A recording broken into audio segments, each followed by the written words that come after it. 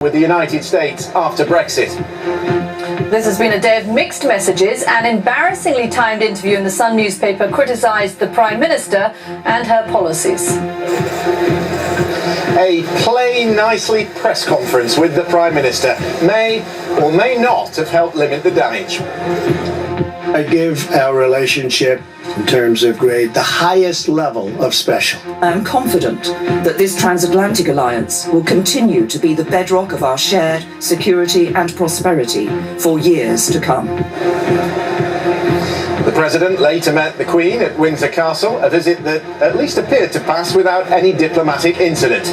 But tens of thousands of people marched through central London in protest at the visit and at Donald Trump himself. Also on the programme, 3 days before Mr. Trump meets Vladimir Putin, the US Justice Department charges Russian intelligence officers with meddling in the US election. British police have found a bottle of the nerve agent Novichok at the house of Charlie Rowley, who was poisoned last month. Do get in touch, the hashtag Beyond 100 Days.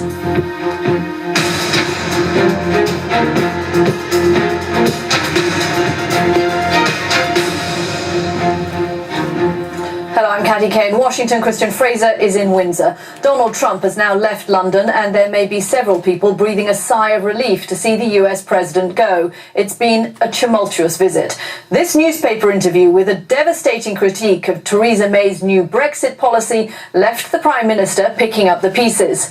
The subsequent Make Nice press conference was a clear attempt to help repair the political damage.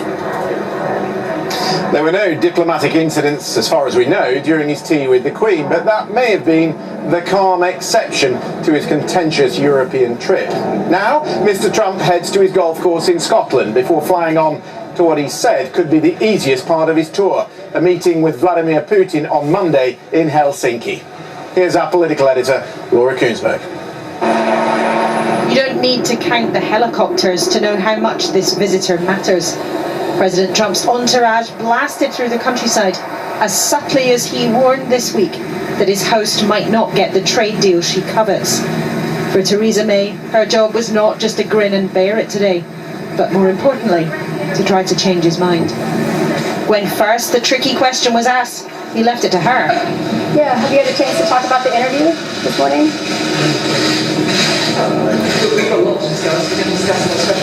The question repeated. This time, he made a face rather than answer. But after talks back to the choreography around the stately home, exactly where she brokered her Brexit compromise this time last week. The Prime Minister appeared to have taken hold of President Trump and predicted he's now on her side. We agreed today that as the UK leaves the European Union, we will pursue an ambitious US-UK free trade agreement.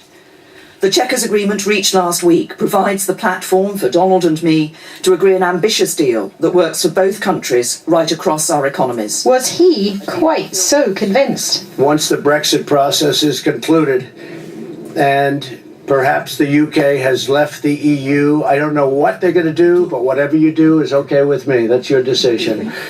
Whatever you're going to do is okay with us.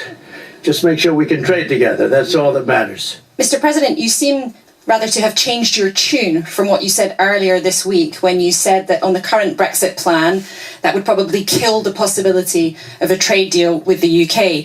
Our countries are meant to have a special relationship, yet you publicly criticised the Prime Minister's policy and her personally for not listening to you this week. Is that really the behaviour of a friend? I didn't criticise the Prime Minister. I have a lot of respect for the Prime Minister. And unfortunately, there was a story that was done which was, generally fine, but it didn't put in what I said about the Prime Minister, and I said tremendous things. To be accurate, it did. She's going to make a decision as to what she's going to do. The only thing I ask of Theresa is that we make sure we can trade, that we don't have any restrictions. I read reports where that won't be possible, but I believe after speaking with the Prime Minister's people and representatives and trade experts, it will absolutely be possible. For years, British Prime Ministers have strained to show that they matter to the United States. They want to be listened to, they want to be respected. But with characteristic smash and grab style, Donald Trump has made that tricky, very tricky for Theresa May. Just at the moment when she needs friends, and reliable allies. Goodbye to Chequers, then for the President to move to call on one of the few people in the world whose status rivals his. The Queen has now met a dozen American presidents. This spectacle are products of all that shared history. These images, perhaps the ones Donald Trump truly desired. But the politics between the United States and Britain are fraught, the lines less precise. And as both our countries change, so diplomatic decorum isn't guaranteed. Laura Koonsberg, BBC News, Chequers. Well, in a moment we'll hear from Ross Atkins. He is at President Trump's golf course in Turnberry in Scotland. Let's first, though, go to Trafalgar Square. We can speak there to Anita McVeigh. Laura Koonsberg there. Anita, talking about the images that the White House wants the US public to see. The images perhaps the White House doesn't want the world to see, those that you've been watching all day. All of those protests in central London, were they as big as had been predicted? Well, you're absolutely right, Catty. The sort of images that we saw from the protest, President Trump certainly won't want those to be seen back in the United States. The protests began this morning right here in the heart of British democracy in Westminster with one of the most striking images of protest, the Trump blimp or the Trump baby balloon, a giant inflatable that was floated just above the tree line behind me here in Parliament Square. And then various other marches took place. Some of them converged here on Parliament Square, but the biggest gathering of protesters was in Trafalgar Square a couple of hours ago, and so many interest groups coming together in a coalition of protest against the president's visit. You had environmental groups, you had human rights groups, LGBT rights groups, and so on, making their voices heard. And there's certainly a symbolism in the fact that while the protesters were on the streets of London and indeed elsewhere in the UK, the president was kept well removed from them in the locations that he visited. Obviously, one doesn't expect visiting presidents to get up close and personal with protesters, but on previous presidential visits, you've seen presidential motorcades on the roads, a feeling that they were a bit closer to the people. But here on this two-day working visit, Donald Trump was flown in on Air Force One and then taken by the Marine One helicopter to all of the locations that he was visiting. So very well insulated from these scenes of dissent and objection. So, Ross, now he flies up to Scotland to his own golf course. We know that Donald Trump likes to spend time in his own properties, but he's not going to totally escape the fact that there are protests up in Scotland too against him. Well, it's a big property, and I'm sure if he's inside, he'll be reasonably well insulated from the Scottish people who would like to make their point. We're expecting protests around this Turnberry golf course, as well as his golf course in Aberdeenshire, and also protests in the centre of Glasgow and Edinburgh. The degree to which the protesters will be able to get anywhere near Donald Trump, I suspect they won't be getting that close. Just down the road from where I'm standing, there's one police block, and there are several police blocks on a number of the roads coming into Turnberry. So Mr. Trump will be hoping he can get away from the protests we've seen both in London and that we'll see in Scotland as the weekend goes on, and perhaps also take a break from the political drama that you and Christian have been describing. I should say, actually, it's a little surreal here at the moment because we know the President of the United States is coming, but there's not a huge amount of evidence. It's incredibly tranquil here. We're ending a beautiful summer's evening. The course is just there. A few people are wrapping up their rounds. The starlings are singing.